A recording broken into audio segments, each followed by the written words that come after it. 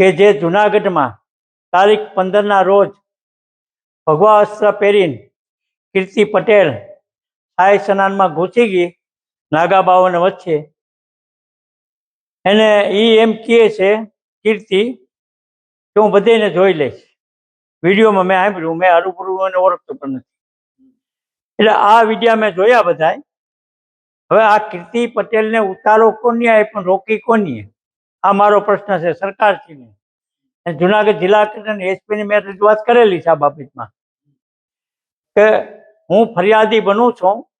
જુનાગઢના સાધુ આગળ નો આવે કંઈ નહીં, ક્યાંય પણ ગુજરાત પણ હું આગળ આવીશ તો પછી મહાત્મા હું કીર્તિને છોડીશ નહીં. એટલે કીર્તિના નામનો મેં ગુનો લખાવ્યો છે. અને એ મારે એસપી આઈને કલેક્ટર આઈને બધે વાત થઈ ગઈ છે, એની તપાસ ચાલુ છે. હવે આજકાલ ગાડી પકડવા જાય જ્યાં અહીં છે ત્યાં. અત્યારે એ હજી ભવનાથમાં મળી નથી. હવે મારી પાસે એવા રિપોર્ટ છે, પણ કદાચ આને અમદાવાદ કે સુરત જાય, ત્યાંથી પકડી આવશે અને એની રિમાન્ડની માંગણી થાય, એને મારકૂટ થાય. મને ઓફિસર ઉપર ખાસ વિશ્વાસ છે, કેમ ઓફિસરોને મેં આશીર્વાદ આપ્યા છે. ઓફિસરો બને ત્યાં સુધી આ સનાતન ધર્મનું ખરાબ નહીં કરે, પૂરો વિશ્વાસ હિન્દુ છે.